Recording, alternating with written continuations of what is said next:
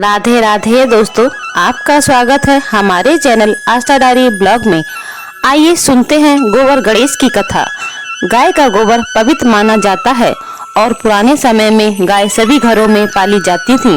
वह हिंदू धर्म में जो भी शुभ कार्य होता है उसमें सब प्रथम पूज्य देव गणपति की पूजा की जाती है। तो पूजा करने के लिए पहले गणपति की मूर्ति गाय के गोबर से बनाकर पूजा अर्चना कर किसी भी शुभ कार्य का आरंभ किया जाता है। पर गोबर से गणेश बनाने के पीछे दो कथाएं प्रचलित हैं। तो पहली कथा के अनुसार यह हुआ कि देवों और दानवों में हुए अमृत मंथन के दौरान नंदा, सुभद्रा, सुरभि, सुशीला और बहुला 5 कामधेनुएं निकली थीं। देवों को दानवों के सतात से मुक्ति दिलाने के लिए आदि शक्ति दुर्गा ने सुरभि गाय के गोबर से गणेश जी की रचना की। उन्हें सत्या प्रदान कर स्वयं का वाहन सिंह प्रदान किया। गोबर से गणेश की रचना एक महान उद्देश्य के निमित्त हुई थी। देवी दुर्गा ने अपनी शक्तियों का संचार कर उसे समर्थ बनाया। गणेश जी ने दानवों का संहार किया और गणनायक या गणपति की उपाधि प्राप्त की। दूसरी कथा यह है कि हमारे धर्म ग्रंथों के अनुसार महर्षि वेद व्यास ने महाभारत की रचना की।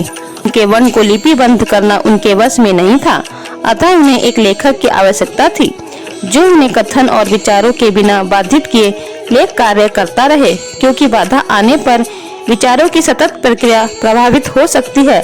अतः उन्होंने श्री गणेश की आराधना की और गणपति जी से महाभारत लिपिबद्ध करने की प्रार्थना की।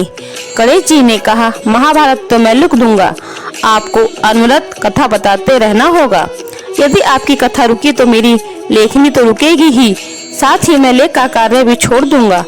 आपकी कथा पूर्ण हो या अपूर्ण। व्यास जी ने इसे मान लिया और गणेश जी से अनुरोध किया कि वे मात्र अर्थपूर्ण और सत्य बातें समझकर लिखें। इसके पीछे उनकी धारणा यह थी कि महाभारत और गीता सनातन धर्म के सबसे प्रामाणिक पाठ के रूप में स्थापित हों। गणपति जी ने सहमति दी और दिन रात लेखन कार्य प्रारंभ हुआ और इस कारण गणेश जी को थकान तो होनी ही थी, परंतु उन्हें जल पीना भी वर्जित था। अतः गणेश जी के शरीर का तापमान बढ़े नहीं, इसलिए वेद व्यास जी ने उनके शरीर पर गोबर और मिट्टी का लेप किया और भाद्रपद शुक्ल चतुर्थी को गणेश जी की पूजा की। मिट्टी का लेप सूखने पर गणेश जी के शरीर में अकड़न आ गई। इसी कारण गणेश जी का एक नाम पार्थिव गणेश भी पड़ा। महर्षि व्यास ने बहुत अधिक गति से बोलना शुरू किया और उसी गति से भगवान गणेश ने महाकाव्य को लिखना जारी रखा। इस गति के कारण एकदम से गणेश जी की कलम टूट गई। वे ऋषि की गति के साथ तालमेल बनाने में चूकने लगे। इस स्थिति में हार ना मानते हुए गणेश जी ने अपना एक दांत तोड़ लिया और उसे स्याही में डुबोकर लिखना जारी रखा।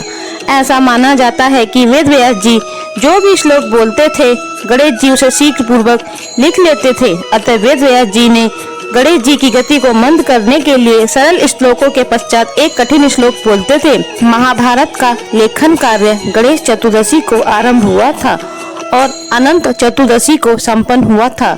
अतः उस दिन गणेश जी के शरीर के तापमान को अल्प करने के लिए जल अर्पण किया। समीप में जल कुंड में उन्हें बैठाया। अतः उस दिन से गणेश विसर्जन का आरंभ माना जाता है। अगर आप लोगों को मेरी ये वीडियो अच्छी लगी हो तो मेरी वीडियो को लाइक, कमेंट और शेयर कीजिएगा और मेरे चैनल को भी सब्सक्राइब जरूर कीजिएगा। बोले जय गणेश भगवान की जय।